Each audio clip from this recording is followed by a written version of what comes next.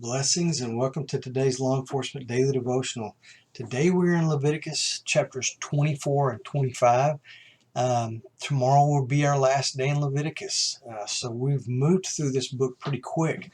Again, just a book of Levitical laws that pertained and applied to the Hebrew people.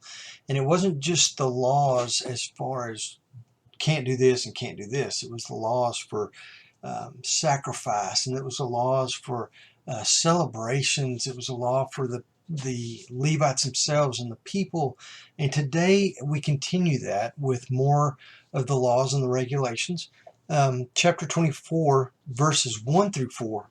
Man, I really liked this as far as a law enforcement takeaway because it talks about providing oil for the lampstands in the temple so that the light would never go out.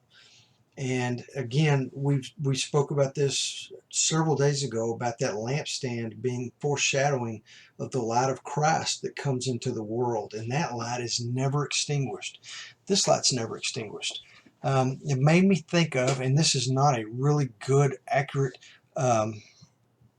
analogy, but I don't even know if analogy is the right word for it, but think of Lady Liberty. She's standing with a light, and that light is never supposed to go out, and it's the light of liberty.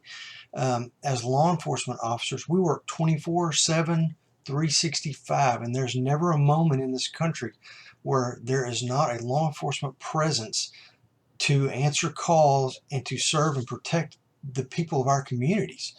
Our lamp never goes out. Our search for the truth never extinguishes.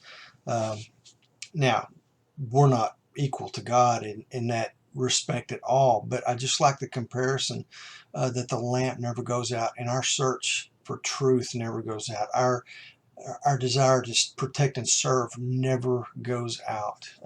So anyway, chapter 24, verses 10 through 16 is a Levitical law concerning a person's civil responsibility.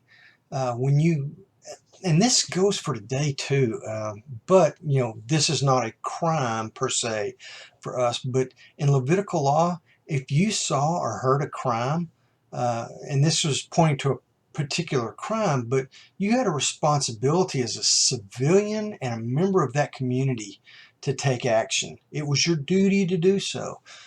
Today, sometimes we have problems getting eyewitnesses to testify or even give statements. There's not a lot of civil responsibility in today's society. It's still there. There are some people that are very adamant about doing their civil responsibility, and man, we as law enforcement always appreciate that. But the Levites had a specific law for that.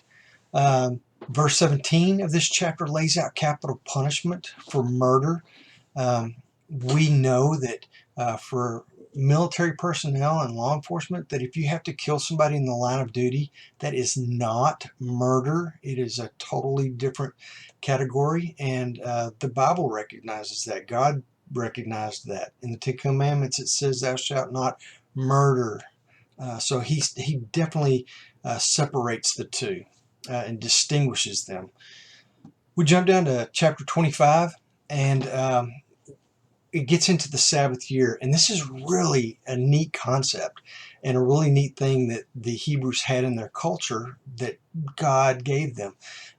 We know that a Sabbath day is the seventh day, and that is a day when we're to rest and to worship according to Old Testament times. We do it on Sunday now. We don't do it on Sabbath, which is Saturday. But the Sabbath year was the seventh year. So you could plant and harvest crops for 6 years and do your work in 6 years. And then on the seventh year, you were to let your land rest. Wow, what would that look like in today's culture if the land was allowed to rest for a period of time? And then it gets into the year of Jubilee, which it takes it a step further. When you get 7 years, you work 6 and you rest on the 7th, and you take that as one unit, but you stack 7 of those together, and now you've got 7 periods of 7 years. So basically 49 years where you're dividing it into work, rest, work, rest, work, rest, and so on. But you get to that 49th year, then you take that 50th year, and it is a year of Jubilee. And that has with it a whole bunch of regulations.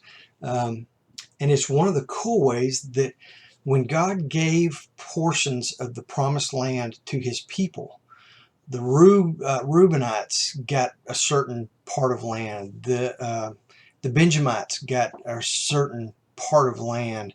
The Danites, the descendants of Dan, the descendants of Benjamin, the descendants of all the 12 tribes had, except for Levi, but the tribes had this set land that always had to stay in their family. Well, if I was, say, from the tribe of Benjamin and I sold you my property and we're 20 years away from the year of Jubilee, you didn't actually get to keep my property, because when the year of Jubilee came along, that land had to go back to the family of the Benjamites. So it wasn't really selling your land, although it was kind of like a lease.